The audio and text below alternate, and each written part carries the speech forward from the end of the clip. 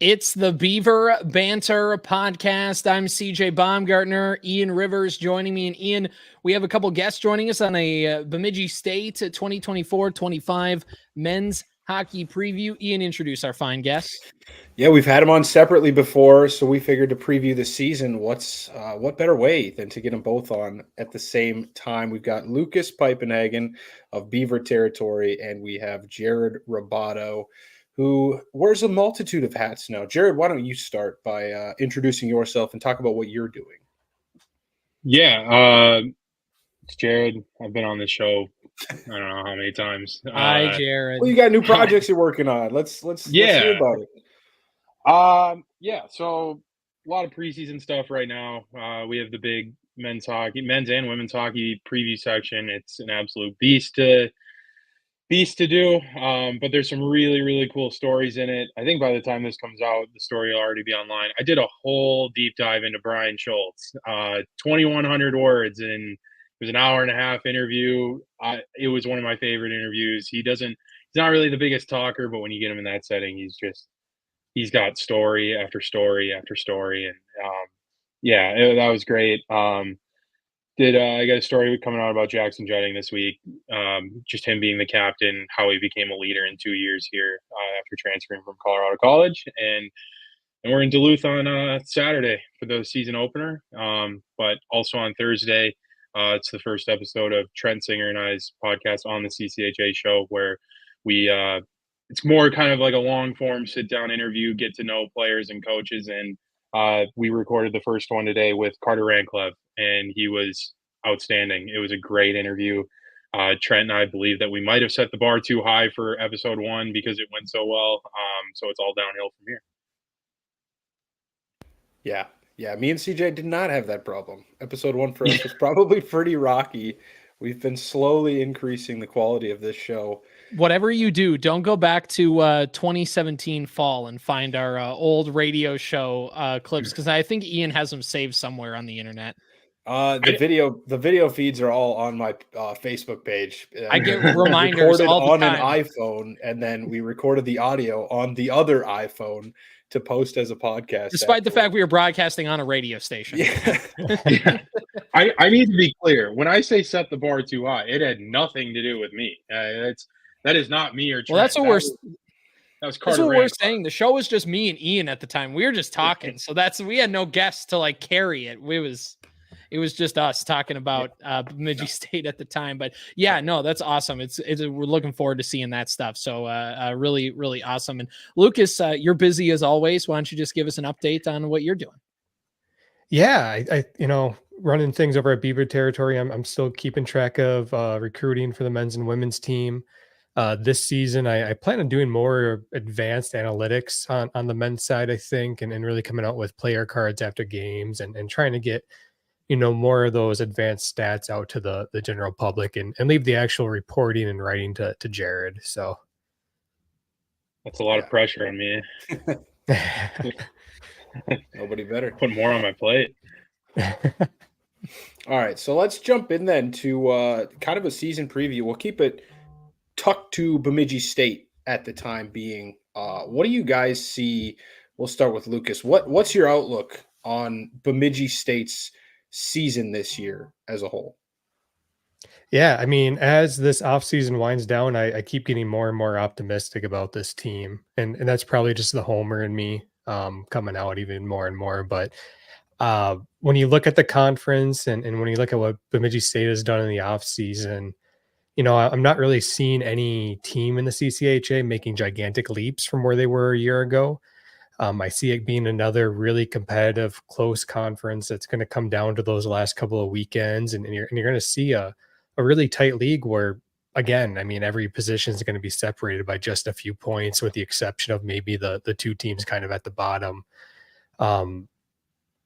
Just looking at Bemidji State and what they put out on the ice, last time we saw them in the Mason Cup, they have 10 of their 12 forwards are back from that team. They lost, obviously, Carter Jones and Leighton Road. They lost Kyle Loft and Eric Polkamp on the blue line. But, you have a lot of the depth back that was so successful late in the season, last year. And And through the transfer portal and through the freshman class, I think they've done a good job filling those holes already. So, I'm pretty optimistic about what this team can do this season. I think they should be, at minimum top 4, and really they should be competing again for another MacNaughton Cup. Jared, what about you? What do you think? Similar. I think I was a little bit higher initially just on Bemidji State than a lot of people were. And that's coming from at least more of a non-biased perspective, just in that, I don't root for the team to win. That's not my job. Right. But it's a lot like what Lucas said. It's when you look at the guys that were playing, the way they were playing at the end of last year, it wasn't all just because they got hot at the right time. It was a lot of guys that were in spots that maybe they weren't ready for in the beginning of the year. Freshmen being paired together on a fourth line that with 20, 25 games under their belt were playing their best hockey at the end of the year. Jackson Judding, finding a line with Casper Magnuson and Austin Jopi, finding ways to be not only that solid top defensive forward, but also chipping in a point per game on top of it. Look at Mitch Wolf, right? They paired him with a right shot defenseman, and he was able to play that two-way defenseman game that worked wonders. I mean, he was close to a point per game down that stretch too. And so, yeah, you look at the losses, and there are other teams around the CCHA who didn't have the losses that Bemidji State had with, you're losing 40, 50 points on the blue line. You're missing 40, 50 points just in your top 2 lines. But then you look at what they brought in. Carter Rancliffe had 30 points last year. AJ McCauley, two-way defenseman, did time on the power play, has time on the penalty kill, can be a little bit more of a two-way defenseman if he needs to be an offensive defenseman. Then you bring in freshmen like Issa Peric, who, again, offensive two-way defenseman, right shot, rarity in the CCHA, a right shot defenseman. And then Jackson Panzer, who committed out of nowhere when he decommitted from North Dakota. And, it's who knows how long Jackson Panzer will be here. Maybe it's one of those one and done deals that's going to happen in the CCHA. I'm not saying that is a rumor I've heard or anything. Please do not take that out of context. But when you look at what happens with guys who are coming with that kind of repertoire, from a recruiting standpoint, guys like an Eric Polkamp, right? That might just end up being the trend here. But for now, he's a Bemidji State Beaver, and they're going to plug him into the middle of the lineup. Presumably, maybe they throw him on the wing, but yeah, I don't have the concerns that I think people outside of Bemidji have of replacing the production from last year. Yeah, they're going to miss a lot of offense on the blue line, but their forward group is so deep. It's just such a deep group of forwards where you got to think that maybe they're not going to go 2/3 of the season with getting 5 points from their fourth line. Just a thought. Maybe Jackson Judding doesn't miss 2 months with a torn MCL, and he's able to chip in more offensively from a forward standpoint, right? So yeah, they do have to replace Carter Jones and Leighton Road and Kyle Loaf and Eric Polkamp, but they have the guns to do it, and it is really exciting. In the preseason media poll, if I could pick a tied for first, I would have with St. Thomas and Bemidji State. I gave it to Bemidji State just because they're able to make the tournament as of now. St. Thomas isn't. They could still do the whole appeal process and maybe get lucky, but I feel like they would have already done that in this case. So, and yeah, I look around at the rest of the CCHA too. Minnesota State feels like a good third spot just with the addition of Rhett Pitlick. And I don't personally understand why people are so high on Michigan Tech. They lost so much. They lost so much, and it was a disaster for 2/3 of the season last year. It doesn't make a lot of sense. So the league is there for the taking, for Bemidji State, for St. Thomas, or Minnesota State. One of those teams just has to go out there and grab it. Otherwise, one of those 4 through 7 teams is going to find themselves in a mix with a chance to take it.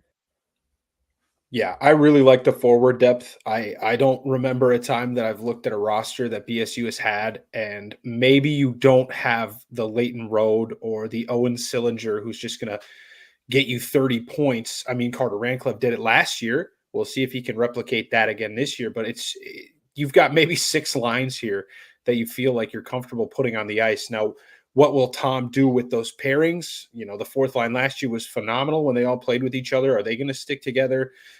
Who's going to match up with Jutting on that first line? And defensively is the biggest question mark for me, because yes, they did lose a lot of offensive production on the blue line, but they lost a lot of offensive production the year before. I don't think anybody saw Kyle Loft coming out and getting 28 points last year before the season started. Eric Polkamp obviously was phenomenal recruit coming in, but even he probably outperformed expectations a little bit offensively. So who's going to step up defensively and maybe help out? Maybe they don't have to because we have such a deep forward room. But defensively, yes, goaltender, maybe one of the best in the conference. We'll probably touch on that a little bit later. We talked about that a little bit off air beforehand. But what do you guys think of the defensive core? I got really close to putting Mitch Wolf in the preseason player of the year, or not player of the year, first team rankings. Definitely not player of the year. That was reserved for, I picked Lucas Wallen. Definitely not. Wow. Okay. No. Hopefully he doesn't hear this. Prove him wrong, Mitch. Yeah, prove him wrong, Mitch. But Mitch Wolf was like the prime example last year of the freshman to sophomore jump. And that's, a very viable thing to point out for a lot. That's not even just a hockey thing. That's just a collegiate sports thing. You get through towards the end of the year, you start to play to the speed of if you're not one of the 5-star recruits, top end athletes, right, that can get a handle on the speed right away. Mitch Wolf, by the end of last year, truly was one of the best defensemen in the CCHA. And a lot of that was he was playing with Eric Polkamp, right? But what got lost in that was when Eric Polkamp was at times a risky player in the sense of when he was pinching, the breakaways, the 2-on-1s that were given up. And you take those, if you're a team, you take those moments because of what he brings, to your team as a whole. Mitch Wolf prevented so many odd man rushes last year, and not only prevented odd man rushes, but turned them into odd man rushes for Bemidji State. It was a lot like watching soccer and just a counterattack team. It was really, really impressive. The problem is that when when Eric Polkamp leaves, now you're taking away a right shot defenseman. Who are you going to pair with him? I personally like the idea of pairing him with Issa Peric right away. Just see if that's the key to unlocking all of Mitch Wolf, giving a two-way defenseman to pair with Issa Peric. Both of them can kind of run a little bit of power play if you need to. I like that idea a lot, and I don't see a way or a reason why Mitch Wolf can't get to 20 points if he continues the stretch that he was on last year. And if he gets to 20 points, there's your Kyle Loft replacement, just in terms of an offensive production standpoint. Nobody's going to replace Kyle Loft in terms of what he brings off the ice, leadership, experience, yada, yada, yada. But from an offensive production standpoint, Mitch Wolf is the guy I look to, and it would shock me 0% if he is defenseman of the year at the end of the year, just because his upside is so high. What about you, Lucas? Yeah, I mean, I'm really looking forward to seeing, what Tony Fulmer and Will Magnuson are bringing now in their senior years. I mean, they've been two just outstanding defensive defensemen, and really now they're going to have the keys to the blue line. I mean, they're going to be relied upon a lot, and they're going to eat up a ton of minutes. I don't think from this group we're going to see the coaching staff, play that top line as much as he has in years past. I mean, I'm thinking back to what Will Zambolek and Elias Rosen were doing, getting close to 30 minutes a game. We're not going to see that from any of these defensive pairings, I don't think. But hopefully we see a good split of ice time among, the three pairings that we do put out there. Like Jared was saying, Mitch and even Patrick Sadosari, I would put in that conversation now that are going from their sophomore to their junior years. I kind of see, expect them to take another leap in their development. My biggest question marks right now is actually on the power play. I'm really curious to see how they handle, both power play units, who quarterbacks them. Do they play two defensemen on both power play units? Who are they setting up for those one-timers that Polkamp got a ton of last year? Just really curious to see how they address that whole situation as well. My thought on that might be AJ McCauley from Fairbanks. Otherwise, I'm looking at Vince Corcoran, a player who has a little bit more offensive firepower, I think, than either Fulmer or Magnuson does. That's just, my little opinion there. But you guys brought up, I think it was Jared brought up Jackson Panzer. That's a player I'm really excited to see what he can do. Maybe he gets a little buried early in the season on the forward lines, but you brought up a good point about whether he's here for 1 year. Even if he is, hopefully, like Polkamp, it's a good 1 year rental. And that's something that Bemidji State, I think, can do going forward. About how can Bemidji State keep up with some of these teams like Minnesota and North Dakota and Michigan in the recruiting trails, go overseas, look for the Europeans that they've done such a good job getting, and get these guys like Panzer, who wants to come in a year earlier than North Dakota is going to let him, and say, hey, come play for us for a year. You can transfer for free now. It's not like you're going to get stuck here for 4 years if you don't want to. I mean, why wouldn't you want to, right? But I think that that's a legitimate recruiting strategy that a school like Bemidji State's going to be able to use going forward. And I'm excited to see what a guy like Panzer, maybe a role like that. I'd love to see him stick around for more than just a year. But if we're speculating and going based off the history of last year, maybe that's something that happens. I want to jump in. I want to be clear. I'm not speculating at all. First and foremost, this is no speculation. I'm just looking at the trends. I spent way too much time doing transfer portal stuff this summer. Looking at the trends of the transfer portal, if you're picking a guy that fits the mold, it's Jackson Panzer, just in terms of previous history, where he's from, where he was committed to, what he was told by North Dakota, and that's, we want you to go back to the USHL for a year. At least that's the belief. And he wanted to play college hockey. And if you're Bemidji State, you obviously want the 4-year guys. That's the same. That's the case for every single team in the CCHA. Is when you recruit a player, you want them here the most years you can get them. You want them to be everything that they think they can be, jersey hanging in the rafters, right? If you had 100 numbers in the rafters, that's the best case scenario for every college hockey team. But I think if you're looking at the way college hockey is now, and it's the wild, wild west, and that's not just college hockey, that's college sports in the era of the transfer portal. Why not just even if it's a 1 year thing, just take the flyer on the 1 year guy, because what's the alternative? You don't get him for a year? Just take the year. You can get them for a year and, just keep doing it. And the interesting thing is what happens when all the CHL players come in. That's imminent too. And so, yeah, it is really, whether it is 1 year, 2 years, 4 years, 3 years, whatever it is. I mean, they have Jackson Panzer for this year. It doesn't sound like he's going to go anywhere. It's something I didn't know of yet. So, yeah, it's it is really exciting, and you're plugging a freshman center / winger in with a lot of upside, who probably didn't have the type of USHL stint he was probably looking for right away. You leave high school a year early, and you're a point every 2-3 games. That's not. I think he was a little frustrated when I talked to him last year that he wanted to be that point per game player for the Stampede and be that first line center, and he was just kind of one of those second line centers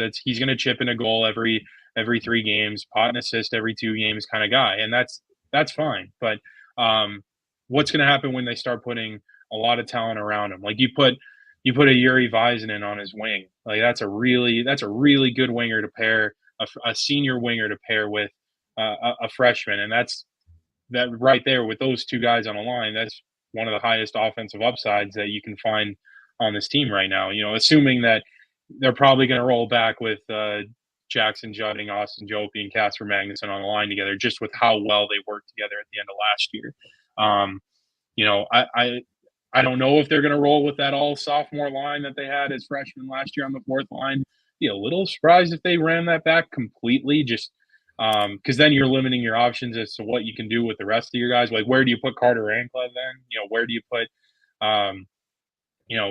really anybody? I mean, who knows what the opening day lineup's going to be? But Jackson Panzer is really the interesting one, and but it's October 1st. We don't have to worry about transfers for several months, thankfully. I'm just done with the transfer portal for a bit, so yeah.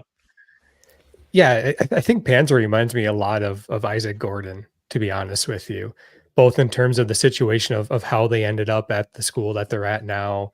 Their production in juniors is similar. Isaac Gordon's a guy that was going to go to Michigan State and had been committed there pretty much until the summer before he went to Michigan Tech. They ended up going a different route at Michigan State. Michigan Tech was able to scoop up that opportunity, and he became CCHA Freshman of the Year. Jackson Panzer has pretty similar numbers this last year in juniors compared to Gordon's, and just the whole situation just kind of reminds me of that a little bit. They both played for the Stampede, right? Isaac Gordon played for the Stampede? I thought he was with the Steel, but I don't remember. I could be wrong. CJ, cut that. Yeah, edit this out. CJ, you got anything you want to throw at him? Well, I think really, and you guys have touched on a lot, so maybe it's kind of backtracking a little bit, but I mean, with the newcomers and everything, who intrigues you and who could kind of take on a role that maybe fans who coming in for this new guy, for this new person, who's the most intriguing to you guys? Who is that person? I guess is probably the best way to word it. Who's somebody that intrigues you on one of these newcomers and the role that they can have for Bemidji State? For me, it's Isa Perek.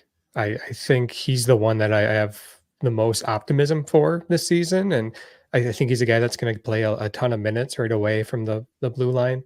I know, the coaching staff had him go back to juniors for another year, really looking for him to develop on the power play and kind of just refine some of those defensive skills as well. And he's a guy that has the pedigree. He was at the Flames dev camp over the summer. I see a ton of potential, and I'm really excited to see what he does this year. For me, it's Trent Weemkin, because Lucas took Isa Perek from me. So but Trent Weemkin is one that it wouldn't surprise me if he's just the number 2 guy. I mean, nobody's gonna, barring an injury or something completely unforeseen, it's Matthias Scholl's net, but it's also a net that he's not going to play 38 games in front of, right? Like there's going to be a little bit of a rotation at some point. I mean, he's not a bell cow running back here. Like there are going to be games where he doesn't play. They're going to rotate in Rathan Robbins and maybe even Trent Weemkin. And, Rathan Robbins didn't get like any sort of real shot last year. I know he started one game, Lucas. One, yep. Just the Minnesota State game. A Minnesota State game, and I know he came into a few games when Scholl was hurt. Part of the goalie carousel once Scholl went down. And I wonder if maybe they give him maybe they give him a game this year and just see what happens. He's a smaller kid in weight, but I don't know, how tall is he? Like 6 feet, maybe 5'11". Like he's kind of the Matthias Scholl build in a lot of senses. And I know the Austin Bruins really, really loved him. And I think a lot of people from that area were really excited to see him get a Division I shot. From like an outside perspective, it felt like, thank God somebody's taking a shot on him, and you won't regret it that you will take a shot on him. At least that's like the vibe I got. And, it makes it for a really easy kid to root for. And, I always have the soft spot for goalies too. So I'll go with Trent Weemkin and see if, I'm just curious to see if he ends up being the backup goalie by the end of the year.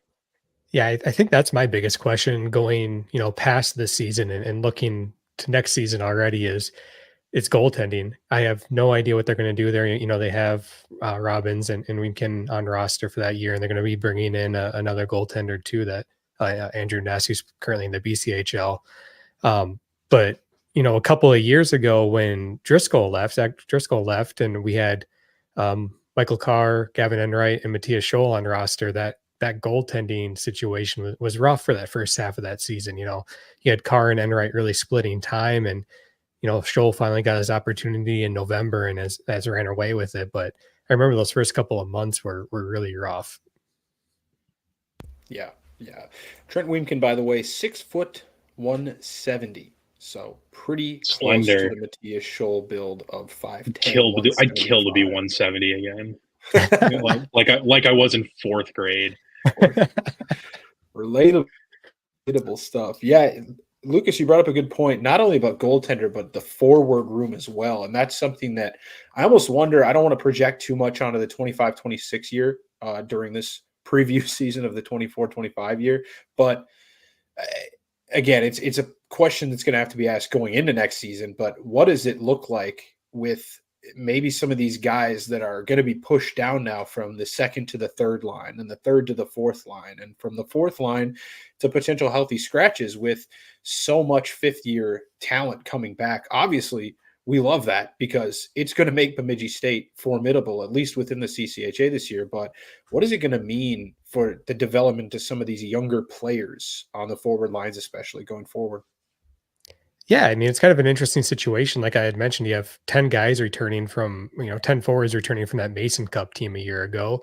You brought in 2 transfers in Carter Ranclev and Riley Funk, and you have the CCHA media's preseason freshman of the year and Panzer.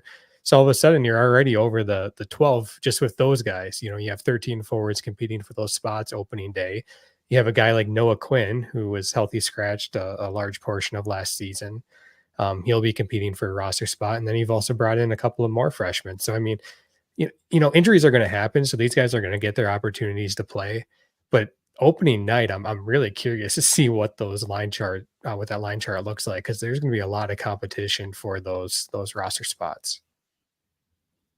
And not to go like too deep into the future, but if you're looking at next year having a junior who maybe gets 10 career games under his belt in Robbins, Weemkin, who maybe has 1 or 2, like if he doesn't take the backup role, and then a freshman or 2, look, the goalie room the cupboard's a little bit bare in that sense. So then I would look to, okay, they're probably going to look for a transfer goalie. Get a goalie in with experience, push the room, push the competitiveness in the room, and see if you can get 15 games out of a goalie looking for a fresh start, a backup goalie who wasn't getting playing time. But again, it's October of 2024, so that's not really a problem right now. Yeah. Get some overage CHL goaltender too. I mean, you can find whatever, who knows what the landscape's going to be next year. Right. No need to worry about it. We'll figure it out later. But maybe Scholl gets a 5th year because apparently the 4-year thing is in flux now too. Maybe he just wants to keep playing at Bemidji State for the rest of his life. We'll get him a 37 years old, 400 wins under his belt. Well, Jared, you have some college eligibility left, right? You can put the pads back on. I think my hip would fall out of its socket just bending down to put the pads on. All right, CJ, you got anything else Bemidji State related? I mean, I think I know you mentioned getting this in, and if you have something before you want to get to this, stop me. But I mean, really, as we get to the media awards and the preseason awards and stuff like that, I mean, does anything for Bemidji State, any of those preseason awards? Is there any snubs? Is there anyone where you're surprised that this player got the respect they did, across the conference? I was a little surprised Jackson Panzer was the media vote. I gave him my vote just because I think freshman of the year, like Isaac Gordon won it last year from Eric Polkamp. And if Eric Polkamp probably didn't play World Juniors, he gets it because he has, 6 more games under his belt. But at the same time, a freshman that puts up 30 points is probably going to win that award every single year. So I just defaulted giving it to the forward over Luke Ashton. I know Charlie and Bemidji asked me who should I put for forward of the year, and I said I don't know. I put Jackson Panzer, so I think that's where an extra vote came in. So I don't know if Bemidji media accidentally skewed the vote, but it could have happened. Other than that, I didn't think there was anything too surprising. Maybe Jackson Panzer, or not Jackson Panzer, Jackson Jutting getting into that conversation for player of the year. But again, you look at his point totals last year, and you know, if you're looking at it from a non-Bemidji perspective, outside looking in, who am I picking to win this award? How many points did he have last year? Did he even get to 20? 22. Yeah. 22. 10 goals, 12 assists.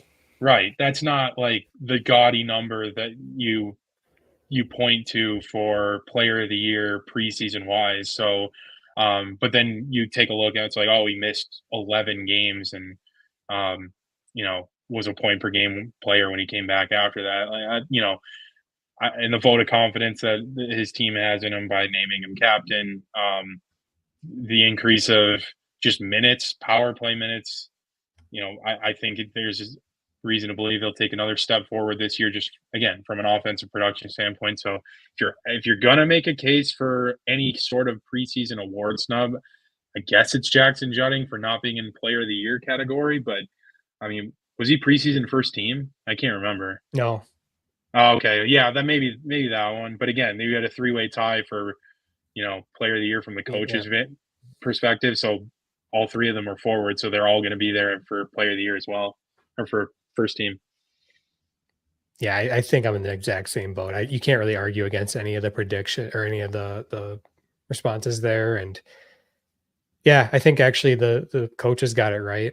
So, and that's rare for me. I usually think coaches don't get those types of things right because I think I know more about hockey than they do. But yeah. I will say, I actually was slightly surprised that Matthias Scholl was the goalie. I was pretty convinced it was going to be Cole Moore, because his freshman season was so good, and you consider the jump he's going to make, and a guy like Matthias Scholl, you play for 4 years, he almost kind of gets lost in the fold. Like he was hiding behind Blake Pietila. He was hiding, right? You know what I mean? Like in some respects, he was like in the Ethan Langenegger case, right? The Benny Alaz case. If you're looking at it from a whole league where you take away the Bemidji State side of it, he kind of gets lost in the shuffle of all the good goalies last year. But Cole Moore came out of nowhere and just took the reins of the net and was one of the best goalies in the league last year. Or was he CCHA all rookie team? He had to have been. I think so. Yeah. So like that, I mean, that's a guy where and by the end of the year, like it would shock me 0% again if he's the best goalie in the CCHA. When you're that big and you can move that quick, I mean, that's the best part about Bowling Green right now is they have 0 questions in net. And so I was a little bit surprised that Matthias Scholl did end up being first team, but no, it makes sense because he is the reigning goaltender of the year. So, all right, that's a pretty good segue then into the CCHA portion of the show. Speaking of Bowling Green, you guys are both a little orange-pilled, if I might say so. Surprising myself. That's a ginger joke. Well, no, I've got. You can't really tell. There's not much of it coming in, but I have that in my blood as well. It's in your blood. DNA. Yeah, this blood runs deep, CJ. Yes, ginger blood runs deep. Yeah. Anyways, yeah, you guys are both pretty high on Bowling Green coming into the year. Surprisingly so to myself. Why make your argument for them? They didn't lose anybody. They went through a coaching change. On paper, they have a better coach in place to, at least from I mean, Ty Eigner didn't have a winning season there. Is that right? Did he ever get over 500? Maybe it was the first year, but they weren't over 500 last year.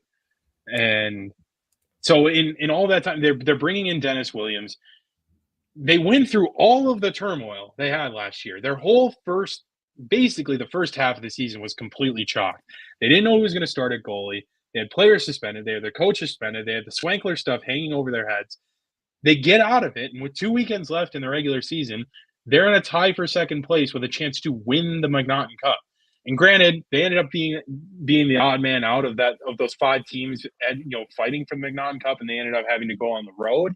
But when you don't lose a single player in the transfer portal, I think Trent Singer said yesterday when we were on the CCHA show, they might have been the only team in the country to not have a kid transfer out of their school. I don't know if that's right.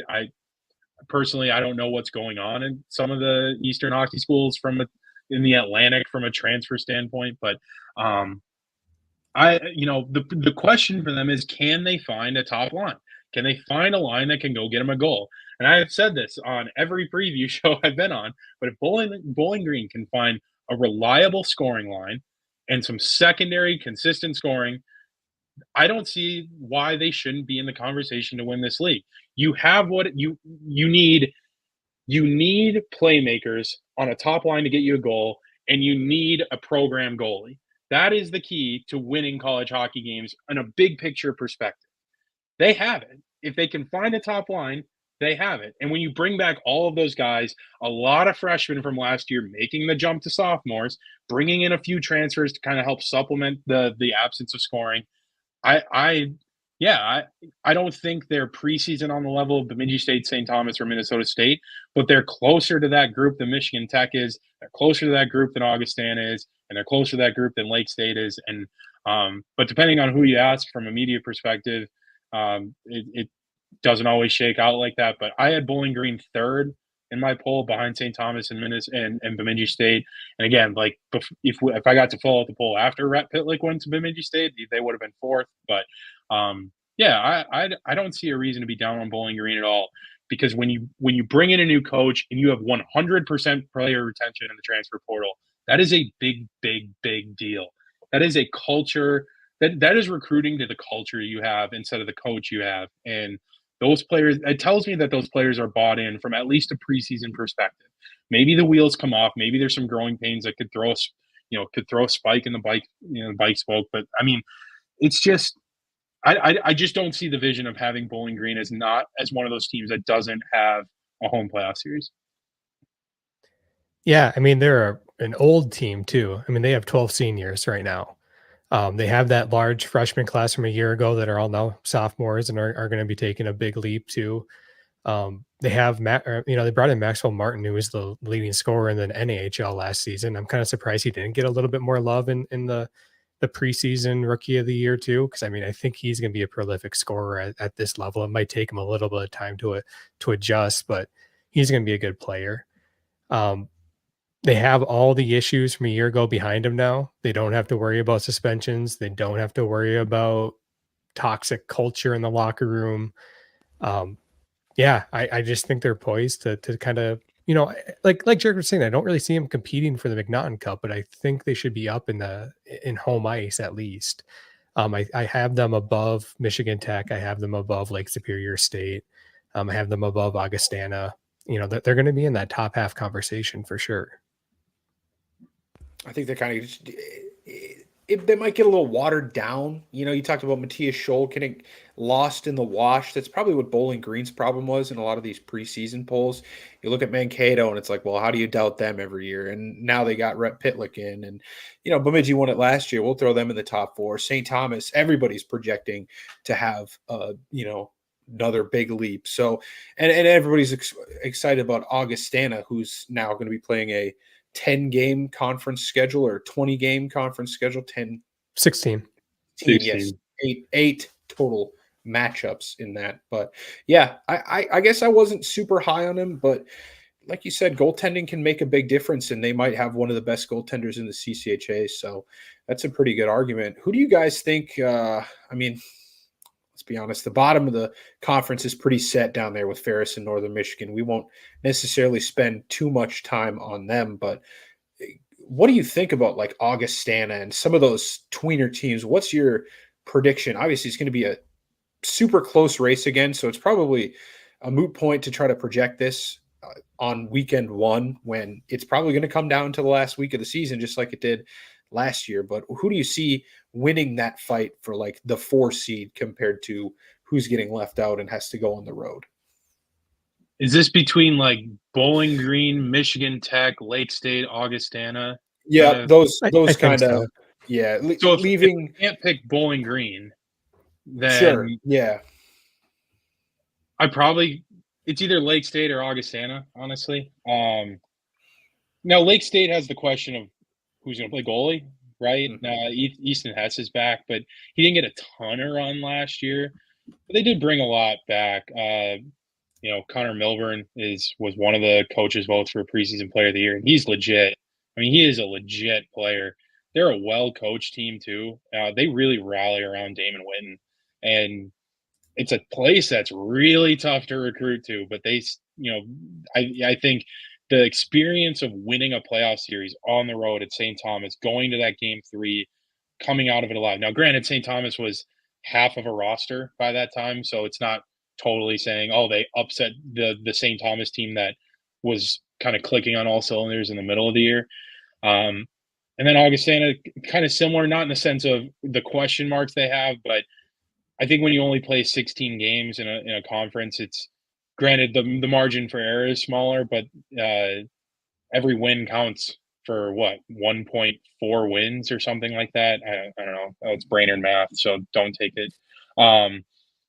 The interesting thing about Augustana is they brought in a couple transfers, and one of them is their captain, Peyton Matsui. That's pretty telling to me, and not in a negative way. That to me tells like they really like the transfers they brought in, and they like that they're recruiting to the culture again that Garrett Raboine's trying to establish. And it's a group that found a little bit of just second life, I guess is the way I'd say, because they were going into you end last season. Okay, we got to do one more year of, well, we can make the tournament, but we can't get in with the auto bids. We basically have to win every single game we play to get into the tournament. Now they have a chance to play for the league, win the Mason Cup, win the MacNaughton Cup. For a team that was already very competitive with pretty much every team they played in the CCHA last year, now they have a reason to be competitive from a league standpoint. So, but again, that can go one of two ways. You lose your first two CCHA games, you're already way behind the eight ball compared to everybody else who loses their first two CCHA games. There's less room to make that up. So how does that impact them mentally, right? And from Michigan Tech's perspective, I want to talk about losses. I mean, they lose one of the best goalies in the country. Their forward group is a little bit decimated. They lost, two Pietalas on their forward group, and Rylan Mosley and Kyle Kukkonen, and it's a lot to replace. And I made this joke on the CCHA show yesterday, but there's a group of misfits in a Discord somewhere that were screaming about getting Max Vierinen some starts. And well, this is kind of why they wanted Max Vierinen to start, because now you're going into a situation that Bemidji State could be in next year, where we gave all our starts to Matthias Scholl and now nobody has experience. But again, if they find a goalie that takes the net right away, they're back in the thick of it. I mean, that's as simple as that.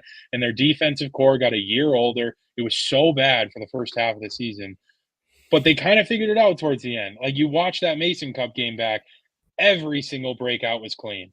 They dominated the neutral zone. A lot of that was because of their defensemen. You look at a Chase Pietala, who was a little bit hit or miss in the early part of the season. He was one of the best defensemen in the CCHA towards the end of the season. He takes another step forward. Everybody, all of those freshmen, all of those transfers take another step forward defensively.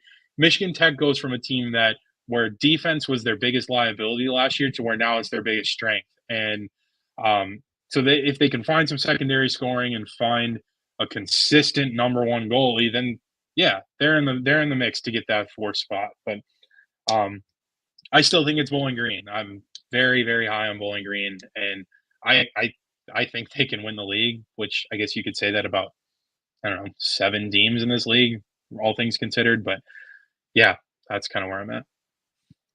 I got a trivia question for everyone I want to ask. Okay. There are going to be 2 players with the last name Pietala in the CCHA this season. What teams do they play for? I got it. One of them is NMU, correct? No, he left.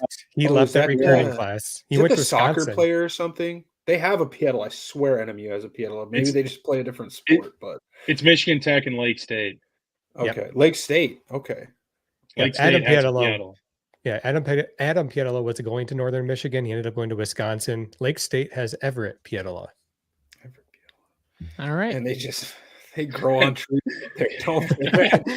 That's ridiculous. Oh, man. All right. Well, I want to kind of touch on just the first couple weekends of the season. There's out-of-conference games. We've a Saturday game this weekend against Minnesota Duluth, and then a home-and-home next weekend, the 11th and 12th, at St. Cloud State, and then in Bemidji on Saturday. What's your preview for these first 3 games? Obviously, outside of the conference over the past couple of years, not been Bemidji State's best friend. Do you see that trend continuing this season, or do you think that maybe they turn the corner this year and get a couple of wins outside the conference? Yeah, it's the thing is with St. Cloud and Duluth, they have more questions to me than Bemidji State does. Now granted, they're playing on a different playing field, right? Like they're playing with NCHC recruiting classes. They're playing with daddy's money. Different kinds of. Well, I mean, the St. Cloud State doesn't have the institutional money that they're getting anybody has. But wait, has that been well documented or? Yeah.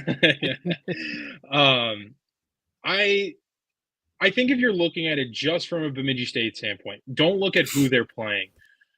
I think this season, it's a safer bet to say that they'll have a better start with the amount of forward depth they bring back.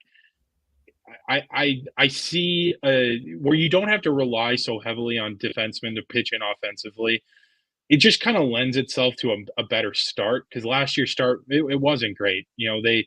They should have gotten their doors blown off by Wisconsin. They escaped with a win out of Army in overtime. They dropped 2 against Duluth. They get shut out first game on the road. Granted, they took it to overtime, but again, Duluth should have won that game in regulation last year if they would have closed it out.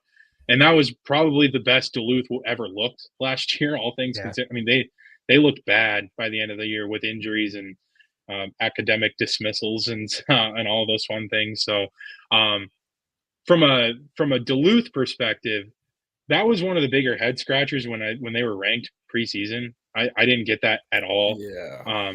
Granted, I don't know if I would have put any CCHA team in their place, but you look at some of the teams that were receiving votes. Granted, I think 3 out of the top 4 receiving votes teams were CCHA, so maybe it's St. Thomas, or although one of those teams was Michigan Tech, and I just said how I feel about Michigan Tech this year, so it goes to show what those preseason polls actually mean. But so yeah, I don't know. I think on paper it's probably a little bit more even when they played against each other last year earlier in the season, with everything Bemidji State was going through, the start that Duluth got, before kind of the collapse that they had. And but that being said, it's an in-state game and it's a tough one, and St. Cloud will be tough. I mean, St. Cloud really dominated against both of those games against Bemidji State last year. Those games were not close. Those were the 2 ugliest games that I went to. So, it's I don't know. I don't have any predictions on how it's going to go. I'd be a little surprised if they didn't get off to a little bit better of a start, at least offensively this year, just with the amount of forward depth that they have. That being said, this is the first game. They don't get an exhibition game. They're going in right into the fire right away. But it's the same case for Duluth. So, I don't know. Yeah, I think you're catching a Duluth team at a good time too. I mean, they have a big freshman class, and that's a big reason why they're ranked. Is this the year that Shagabe is coming in, or is that no? I think it's next year, next season for him. But they have the Plants. They have Adam Guyon, the goaltender. I mean, you're probably going to start a freshman goaltender on Saturday. Yeah, it's going to be interesting. It's going to be, like you said, we have a very experienced team, and that should hopefully favor us a little bit in this matchup, just playing against a really young team overall. The results, I don't actually care that much about these first couple of weekends. Like Jared was saying, I just want to see him play better hockey and get up to speed before conference play starts. The beginning of last season was really rough. They definitely had chances against Wisconsin. They could have stolen that one in overtime. They had chances against Duluth too at home when, I think that was the game that Layton Road hit the post with like 10 seconds left after they tied it up with just over 2 minutes left. I mean, they had chances. Everybody thought it was a goal too. Every single person in the building thought it was a goal. Yeah, I did watch it on TV. I know that for sure. I mean, that was kind of the whole non-conference last season, is they took a bunch of teams to overtime and just could never really finish them off, except for that game against Army. And even that one came with a little bit of controversy, because I'm pretty sure Road did trip that guy to get the puck away from him before scoring the game winner. So, I mean, it's going to be a difficult non-conference schedule. It always is, and that's good. If you can steal a couple of wins, it's going to help you a lot in the pairwise. The conference as a whole just needs to do better in that regard. With the CCHA, it seems like most of the teams are playing a pretty competitive schedule this season. So there's going to be opportunities there if they can steal some wins to maybe get an at-large a bit out of this conference, but I wouldn't bet on it, I guess, based on what happened last year. You make a good point because, like you said, results aside, you just want to see a better start, right? Because I think the assumption is the CCHA is going to be a one-bid league this year. At least just considering the landscape of the CCHA for this season, it's probably a one-bid league. Right. That being said, if you win 2 out of your first 3, meaning you're beating a Duluth team on the road or a St. Cloud team on the road, now you're sitting there with 2 pretty good pairwise wins with series against North Dakota and Minnesota right in front of you. And now you have a chance to take a tangible step forward in that realm, because you can't make the tournament just beating up on CCHA teams. It's not how it's going to work this year, at least with, again, how the CCHA is going to look. The other side of this, not to go too far beyond the CCHA, the NCHC might be the most interesting conference this year for any collegiate sport. When you look at the teams in that league, Denver's clear number 1. I think they win the national championship and it feels like they got better. But everybody's penciling in North Dakota as that number 2 team. And that's another one where I don't see it. They lost a ton. And I know they have one of the best freshman classes in. They brought in a good transfer portal class. But Colorado College got better. Omaha got better. You look at, every team. St. Cloud State's kind of still kicking around there in the middle. Duluth has to get better because I don't know if they can get worse from last year. Is the NCHC going to end up being a conference that just kind of cannibalizes itself again this year? Arizona State. Lucas, I think you're a little bit lower on Arizona State than I am. I actually do think Arizona State is a top 20 team preseason. I like Arizona State a lot this year. And, we could be living in a world where North Dakota is fighting for a home playoff series just with how loaded the NCHC is this year. So maybe that impacts pairwise rankings by the end of the year too. If the NCHC starts cannibalizing itself, what does that do for wins in November against North Dakota, right? Whereas, the Big Ten feels pretty top heavy, bottom heavy in terms of where it's going to. So if the Gophers, which, if I'm giving a pick, I think this is the year Motzko gets one, wins the national championship. That's my preseason pick to win the Natty. I like the Gophers a lot this year.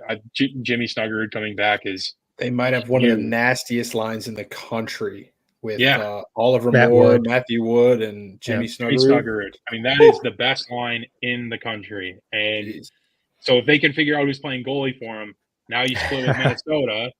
That is a hell of a win right there in terms of pairwise. So, but again, from a results perspective, it's a little foolish to think that, you have to win 2 out of 3 if you want any shot in the pairwise. But I don't think that's what Bemidji State's thinking. I think, okay, we're going to go into this. We're going to look to have a much better start than we did last year. If we get a couple of wins, then we can start looking at pairwise stuff. Yeah. All right. Ian, I don't know if you have anything left. We do have 7 minutes. There's a couple rapid fire things I want to get to, but if you have something you want to get in, this is I was just going to say, it's the same as last year. You can lose all the games or win all the games out of conference you want to, but if everybody else in the CCHA plays that bad outside the conference, losing games inside the CCHA is going to tank you just as much as losing games in the non-conference would have anyways towards your overall at-large bid. So that's from a fan perspective, it's almost conflicting because you don't want St. Thomas to keep picking up points. You don't want these, but if I want to root against Mankato, man. I don't want to. Right, but you also want the wins against. If you are trying to fight to get a second pairwise team in, now you want Mankato to start beating up on Lake State, Ferris State, Northern Michigan, Augustana. It is really conflicting, but I don't ever have to worry about that because I just get to cover the teams. Right. All right. A few rapid fire things, and then we're going to wrap it up. It's been a great conversation with you guys here. A few rapid fire things for all 3 of you. Just give me kind of a quick gut reaction, yes or no. Just kind of keep it brief. How does Bemidji State win more games than they did a year ago? Go. What was their total at? I think so. I think they win a couple more games out of conference. And then, if you're looking at the tournament games that count, maybe they don't go on another Mason Cup run, so maybe that skews it a little bit lower. But what was their record? It was 20-16-2.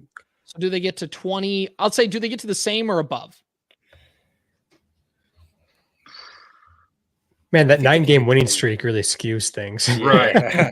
Yeah, it was a little bit nasty. Losing 3 out of 4 to Lake State in the regular season also skews things. Yeah. I'd say yes by default, just because I'm not as high on Duluth and St. Cloud and North Dakota, so maybe they pick up 1 or 2 of those 6 games. And then again, probably not losing 3 to Lake State. Yeah, if I'm predicting them to win the MacNaughton Cup, I think I have to go over. Yep. I don't think you can do it with less than 20. So, all right, Lucas answered the next question. Does Bemidji State keep the MacNaughton Cup? I said yes. Yep. Yeah, this one. Yeah, Lucas already answered it. So who are the next? So what do you get? Telling Lucas to answer the question. I'll play the Devils. I know it goes against my preseason. I'll say St. Thomas is the year they get over the hump and get in. No Bowling Green. Okay. All right. Bowling Green and a tough runner-up finish for the MacNaughton Cup. Those pesky Falcons. Okay. Who wins the Mason Cup? Go. Bemidji State. The experience of losing the game last year. He bought it back. He bought back the credibility. Yeah. The experience of losing the game last year plays a big part. Taking that step forward. You're looking at a group of senior forwards that have lost this game, seniors that have lost this game twice now, and they know what it takes to win this game. And you're not going to find a team with more experience to win that kind of game, and just from having learned what it's like to lose that game before. So yeah, I'll say Bemidji State. Yeah, me too. I read Jared's article on that the other day, so we'll say that experience. We're Bemidji State podcast. Why would we not pick Bemidji State to go to the NCAA tournament? All right, one last one on the rapid fire. We have 3 minutes before we hit the hour threshold, and then we can't do it anymore. So please be brief. New media platform. It's on Midco this year in the CCHA. Is that overall going to be a good experience or meh? Go. Very, very, very good. I've got Perry's, the CCHA guys told me things about this, that people are going to be very happy with Midco as long as the streams work, which wasn't always a guarantee on Flow. Yeah, I agree. I think, I've kind of gone back and forth on it the last couple of weeks, but I think it will be good for the league. And also the CCHA is doing a whole bunch of new media things too on their own with the post-game show and things like that. I'm pumped for that. Yeah, I heard something. Is it going to allow teams to do a little bit more of a pregame, like, I was going to call it a ritual, but yeah, more of a pregame production than they did in the past? Because that would be very interesting. Overall, I would have to lean yes. Obviously, we'll have to see how it goes, but I'm optimistic, and I'm saving $5 a month, so I can't complain about that. We're already winning. Yeah, I think overall it'd be a good experience. I think because of the fact of Midco, obviously Augustana being in the conference, Sioux Falls, I think there's just a lot more incentive for Midco to really go in and make this their thing. And we've already kind of, like we've talked about. So I just think I think just by default of the fact that they have an incentive to only focus on the CCHA and just kind of build a relationship that way, I think we'll just make it overall better. So I'm excited about that. Lucas, Jared, joining us on our season preview. Fellas, it was great. We could talk for 2 hours, but we cap it at an hour here. That's how much we're paying for, allowed to record video. So until we get some more, until we get like some sponsors rolling in, we can't afford anything past that. But guys, great to have you back on, and we'll have to do this throughout the season. Okay. Thank you. Yeah. Thanks.